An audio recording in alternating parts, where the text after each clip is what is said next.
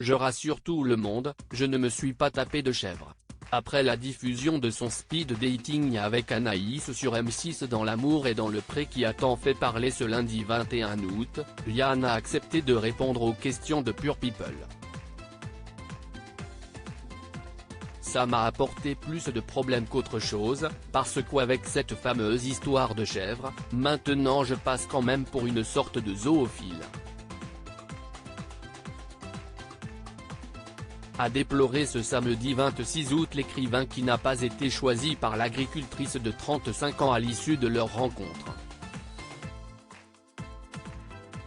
La jeune femme avait fait savoir qu'elle ne souhaitait pas vivre avec un homme plus âgé qu'elle. L'auteur de 10 ans son aîné, venu pour l'expérience savait qu'il avait peu de chance. Mais il ne s'attendait certainement pas à faire un tel buzz à cause de son histoire avec une chèvre. J'osais espérer que la plupart des gens ne pensent pas au pire. Mais ça me tabasse sur les réseaux sociaux, a confié Yann à Pure People. Il tient à remettre les choses dans leur contexte. Au début du speed dating, Anaïs m'explique qu'avant elle travaillait avec les chevaux, alors je lui réponds que les chèvres s'y est bien aussi, a-t-il expliqué. Ensuite, elle me demande si j'ai déjà eu des expériences avec des animaux de la ferme. Pour rebondir sur cette question et faire un peu d'humour, j'ai répondu que j'avais en effet eu une histoire avec une chèvre. Ils ont donc pris cette phrase-là, a poursuivi Yann. Mais elle, en face, elle rigolait. Or dans l'émission, ils l'ont montré en train de faire la tronche. A-t-il ensuite précisé.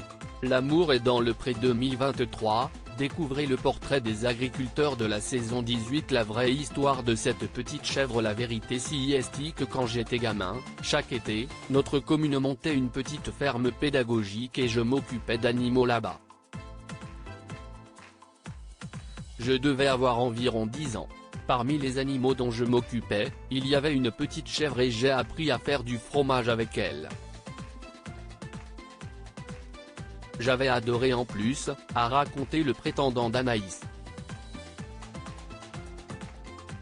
Avant de conclure, l'histoire était mignonne à la base, mais si est parti dans tous les sens.